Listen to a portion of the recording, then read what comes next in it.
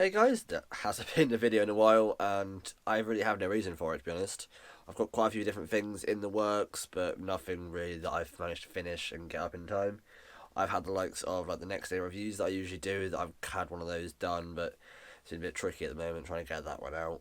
And this preview might be out in time. I'm not sure. Literally, I have to leave for work in like over an hour, so I've got time. I've only just got enough time to edit, render, and upload. I'm not sure if I'm going to be able to do it in time, so it's going to be tricky.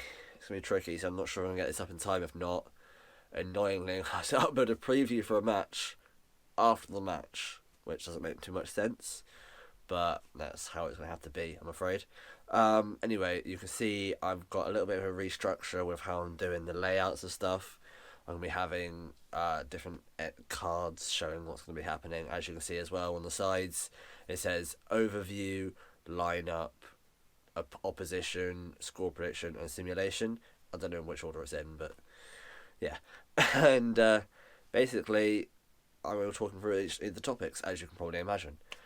First off is the overview, and for that, we're going to talk about the fact that Manchester United, we currently sit 4 points outside the top four and 5 points off of third, with a game in hand. So if we win this game, we're 1 point behind Leicester, facing them on the last game of the season in a couple of weeks' time.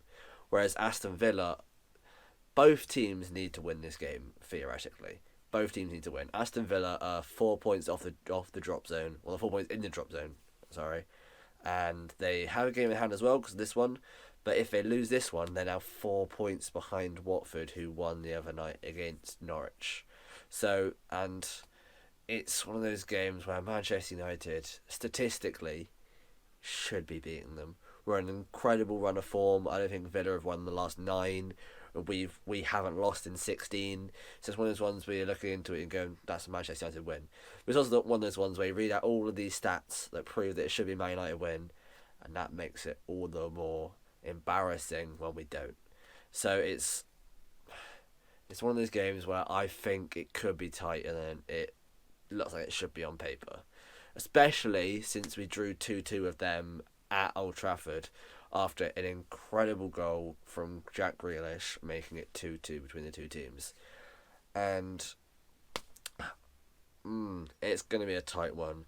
It's going to be good because I don't think we haven't lost to Villa since I think it's 2009, and even before then it was in the 90s that we last lost up before then, and we haven't lost at Villa Park in ages, and I don't think they haven't won a game at Villa Park in 6 matches.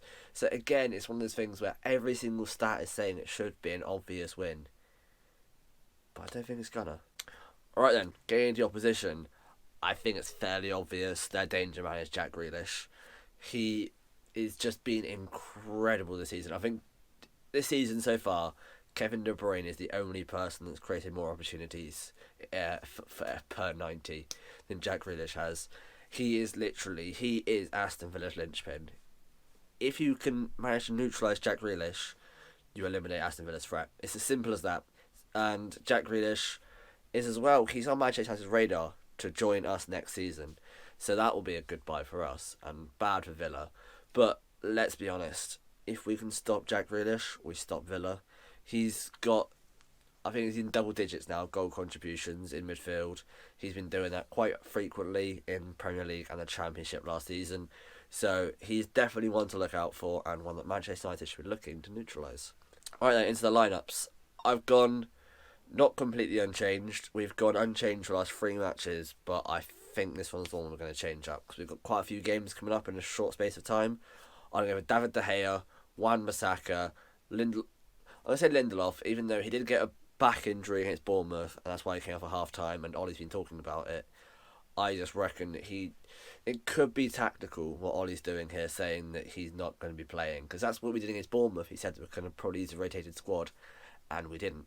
So I think it might be tactical, and even then, it could be Eric Bailly, but we saw he's quite erratic, and I'd much rather Lindelof and Maguire partnership because they seem to have a nice, good partnership at this point. They seem to have a good understanding of each other. So I'm going to go for those two at the back with Luke Shaw at left back. I'm going to go for Pogba sitting deeper next to McTominay. It usually is Matic, but I'm going for McTominay because, as I said previously in the player the person that's dangerous for Villa is Jack Grealish. And I can imagine, similar to how we had that Ander Herrera masterclass a couple of years back, where he literally just marked Hazard out the game and that won us the match. I reckon I could see something similar with Scott McTominay just following Jack Grealish to the toilet every 2 seconds. So I reckon we need someone like McTominay who's got a lot more energetic. He's a lot more energetic. He's got a lot more energy. He's got a lot more pace than Matic, because Aston Villa, as Ollie has pointed out, is a side that do look to counter attack on you.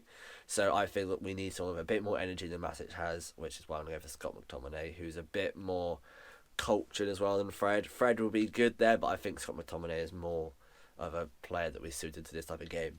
I'm going to put Bruno Fernandes in front of him, and I'm going to go for the front three that is one of the best, if not the best front three in the league, and that is Marcus Rashford, Martial, Mason Greenwood.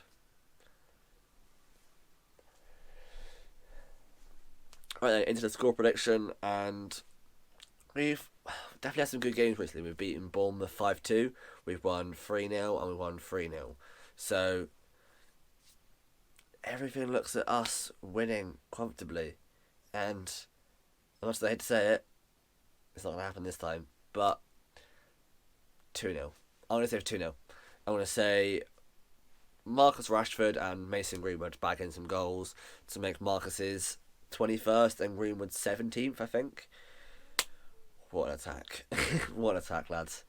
Anyway, that's my score prediction. I'm going to say 2-0. I'm going to say another clean sheet. Let's get into simulation.